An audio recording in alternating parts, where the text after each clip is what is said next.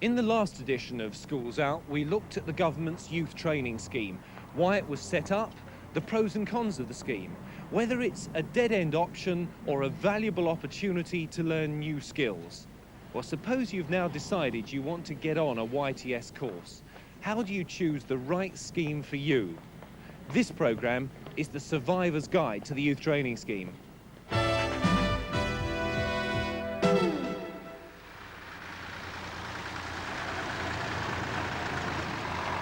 To get the most from a YTS course, be it in agriculture or heavy industry, you need to spot the good scheme from the bad. It's really important to try and choose the right course for you. About 60% of school leavers don't really know what they'd like to do after leaving school, so it's not really surprising that many people don't know which youth training scheme to choose. Half the battle is to get on a scheme doing something you actually enjoy. Take Helen Moretti, for example. She always wanted to work on a farm, but it was like banging her head up against a brick wall, so she went on the YTS at the Preston College of Agriculture. I had applied for plenty of jobs, got just no, sorry, the job's already taken. So no one really wanted me because I was a girl, I was from Liverpool, I had no experience at all. And I just pestered my careers officer. And she said about this YTS and came along and joined. You're learning a lot. You're learning more about yourself as well, and what you can do, what you can't do. You're learning, like, just basics. You know, all about animals and how to look after them and what needs going on, like milking. Sometimes you've got a problem cow. It's only got 3 teats working. One of its quarters is either it's dried up from mastitis, so it's gone bad or something. You might have a cow with mastitis. You've got to remember not to put the milk through. You've got dry cows. And my hands aren't big enough to lift the clusters sometimes. Helen Moretti is a perfect example of someone who's making the most of a youth training scheme. She chose her course carefully and well.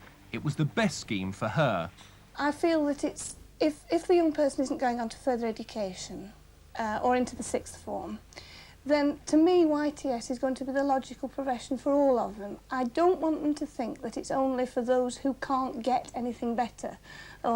You know, it's the only alternative to the dole. I'd like to think that they will see it as being the logical first step into the career. Now, some of our young people this year have started on the agricultural YTS and have discovered that really that isn't for them. But they've benefited enormously from all the peripheral sections and design elements which are built into YTS. So I'd like to think that all of them will come on it and see it as the useful foundation year for their career. Well, I've been on the scheme for about 3/4 of a year, and I decided that agriculture wasn't exactly what I expected, so I decided to leave the scheme. I found farming not the career as expected. I found it to be very lonely, and I found I really needed a job working with people. I found the scheme very useful. For starters, it gives you a very valuable year's work experience for any future employment you happen to come by, and also especially the basic skills blocks, which we learnt, you know, many of the basic skills such as concreting, fencing and glazing, which will come in very useful in future life. What we're trying to do is to try and help all school leavers who leave at age 16 and sometimes 17 to prepare themselves for whatever might come in the rest of their lives, not just at work, but if they're unemployed, or if at some stage in their future life they become unemployed, that they realise that they are a person, that they have some element of self-esteem, that they can cope with life, not just with work or lack of work. The people who run youth training schemes put a great deal of emphasis on the teaching of skills that might be useful in everyday life or in a wide variety of other jobs. Computing is a good example. But check before you join a course, because they don't all have the necessary facilities or expertise, and they might try to fool you with jargon. careers officers in particular sometimes use words like transferable skills or life experiences. Beware. They often use phrases like that to try and persuade you to go on an unpopular scheme rather than that really good scheme you'd rather be on that's now full up. A careers officer who persuaded him to join a course that he didn't want to join was exactly the problem that Nigel Hollywood faced. She says to me, she says, well, what would you like to do, you know, when you left school? So I says, catering, and she says, well, we haven't got any of them at the moment, you know, so she says, you have to go on this engineering course. Eventually, Nigel managed to transfer onto a YTS course he really wanted to be on, and there he found several other trainees who'd done exactly the same. Now he's a catering trainee on a Mode B scheme at the Thomas Danby College in Leeds. You're not going to overdo it, are you? No, go on, Philip. Sorry, sandwich and chocolate gatto. Do they like cakes at your house? Right, away you go. Changing from one scheme to another is sometimes possible, but never easy. At best, it's a hassle. At worst, you might have to wait for a place on the course you want, and it could mean lost money in the meantime. If you leave one course without another one to go to, it could be 6 weeks before you can claim any social security. Nigel was lucky. I went to careers because she sent me a letter, and I says to her, well, can't I get myself transferred? And she says, well, there is one now at Thomas Danby College. And she says, you'll have to go to Gower Street to Mr. Oldham to see, you know, to have an interview like. I went to the careers office and I was talking to them about doing catering course and that. They were trying to persuade me not to go on to catering because they want a lot of lines in cookery, they said. I always wanted to do catering. I always wanted to do it at school. And I did catering at school, you know, cookery lessons and that. And I always eventually wanted to come to college and learn a few more extra things. It's important to choose the right type of course. Catering, office work, engineering. But remember that standards vary from scheme to scheme. Sarasti Das started on another YTS catering scheme, but didn't feel she was getting the training she wanted. I didn't like it much because they made me wash up and there was no cooking involved, not a lot. And I just didn't like it, so I switched over. I learned quite a lot of it, different skills, knife skills, things like that. Learned quite a bit. More than from the other scheme we learned. In the end, Sarasti and her friends made the right decision. They chose a good course where the instructors treat them as individuals. We tend to adjust things as we go along. We tend to look for the needs of our individual student. So though we've mapped out a course and it's fit into modules, occasionally we find that the students don't fit into the modules we want them to fit into. So we have to adapt and change things around. But supposing you do find yourself on the wrong course, how do you then transfer? If a student changes his mind halfway through whatever, they've got to go to the course tutors or the counsellors or people who are related to their own scheme and say, this is not for me.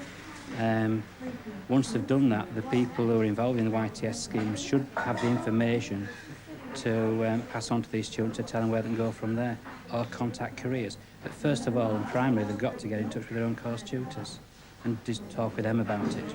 And if they're put off, then they've got to go somewhere else. You know, they haven't got to stay on a scheme which they don't really like. A job that many people think they'd like is hairdressing. It has a very glamorous image.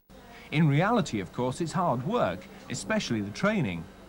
Vidal Sassoon run a very popular youth training scheme. In their first year, they had more than 1,000 applicants for just 100 places. Like many companies, they've made the youth training scheme part of their general apprenticeship. If at the end of the course you get a permanent job, you only have to do another 3 years instead of 4. I've done a whole year's training, exactly the same as a normal junior would. It's no different being on the YTS than being a normal junior here. Well, during the day, do things like shampooing, sweeping the floor, helping a stylist, have a certain stylist that we work with, and we shampoo for them and go out for them and just help them during the day. And then we have night school at night where we learn everything in the training that we do. After the YTS finished, I got a job here, which I was very pleased about. And so I carry on with the training now, and I've got 2 years left. But I start on the second year, I don't go back to the first year. It's the second year of training as a normal junior. When the head comes back up. Andrea Bowers is now an apprentice at Vidal Sassoon. She found the youth training scheme hard going, but she stuck at it. I mean, everybody has their moments of wanting to leave. You always feel like that because it's really tough work. You just have to be dedicated, just stick it out as well. I just feel that if it wasn't for the YTS, I don't think I would have come as far as I have now. Everybody thought, oh, YTS is not a proper job, you know, but it is. It's exciting, get to meet lots of people. It's fun as well. It's what you put into it, it's what you get out of it. And I think that's the most important thing. Andrea is one of Vidal Sassoon's most promising stylists, but just like the other trainees, she had to sweep the floors and learn the basics like shampooing. Now, 3 years on, the training is beginning to pay off. Industrial schemes, like the one they run here at Fox's Biscuits, might seem to be at the other end of the glamour spectrum, but they have their advantages. In this factory, the trade union has persuaded the management to top up the trainees' weekly wage. While they're working on the production line, trainees at Fox's get nearly twice as much as the standard training allowance. The money is important, but so is your future. So ask yourself what else you can get out of an industrial training scheme. I've learned quite a few basic skills. I've learnt a lot at college in the training bakery because I couldn't bake at all when I first came in here, but now I'm a pretty good baker.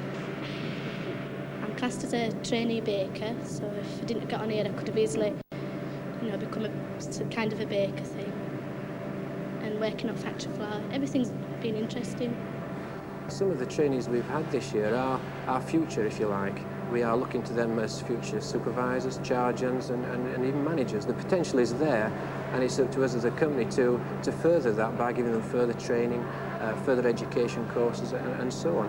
I believe that the first 12 months we can look at a person, we can assess them, and we get different assessments for different areas, and from that we can judge their abilities, and we can see that there is potential there for the future, both for the Fox's company and for the trainees themselves.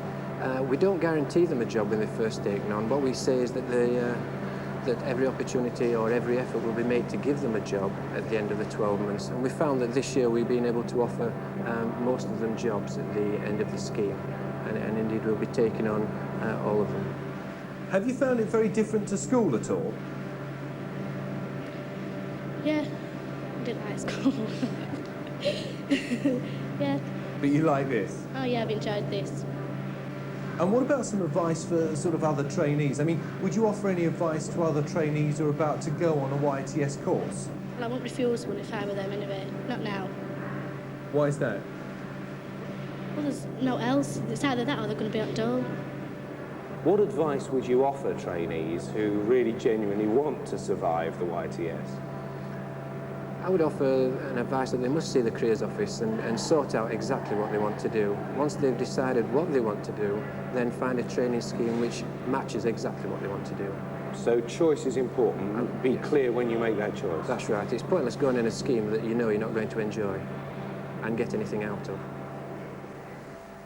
To sum up then, talk to other trainees. Don't let anybody talk you into joining a scheme you don't really want to join, and ask for a guided tour of any course you're considering. A guided tour is important because you can talk to the other trainees and get the feel of the course. When you've got the correct pressure, replace. One thing you should ask to see is a trainee's logbook. It's an important indication of how well a scheme is run. It all seems to be in order here. Just look through your yellow pages, and somewhere here we should have a page for this week's activities. On a YTS scheme, the young people keep a logbook. Now, this has a number of benefits for them. First of all, if you like, it's a diary as to what is happening during the time that they're on the scheme. It also acts as a record, if you like, of the skills that they've achieved. And both the personal tutor, who's a college member of staff, and also the work experience provider can record in the book the positive things that the young person has done. Those are your competence levels for this week. And then if we just go in and fill in your weekly sheet, then we'll just see how we've gone on. Another advantage of the logbook is that it provides, if you like, the vehicle over which he can discuss his progress, either with his college tutor or with his provider, or hopefully with both. Looks like we've had a good week all week. Have you enjoyed most of the week? Yeah, it's been quite enjoyable, but there's been parts I've disliked and liked. Well, which points have you enjoyed most, do you think? I've enjoyed the practical work and the assessment work and that. But... That's it. And you've said there's some parts you haven't enjoyed. Which are those? Well, there's not much to do at nights and that here. So you think that we should broaden our outlooks for the evenings? Yeah. And have you any ideas, perhaps, how we could do this? Some visits, perhaps? So the logbook has a lot of advantages, and the young people, in this instance, they keep it weekly, and some schemes, I think, they keep it fortnightly. But it does have what they call currency value. You can use it as evidence of what you've actually achieved to demonstrate to a future employer. I think one appreciates that any 16-year-old develops at that time, probably more than they do in the rest of their life. But I find with our trainees, when they come to us, they're straight from school, many of them haven't particularly liked the last couple of years at school. They're not the academics who are going to go on to further education. They want to get out to the world of work. And they're still perhaps a little hidebound by what school was like, and they think that this is what they're going to experience on YTS, I think, with a lot of them. So hopefully within the first few weeks we can get through to them that it's the work situation we're trying to create for them and to introduce them to. This week you've been doing some bedding. We want them to be open-minded, we want them to be prepared to try these different tasks that we're going to introduce them to realise, as I say again, that all of us involved with the scheme are there to help them, that it isn't a situation where we're just simply school teachers. We're there to help them, in the end, if possible, to get a job. YTS aims to help you decide what you want out of life.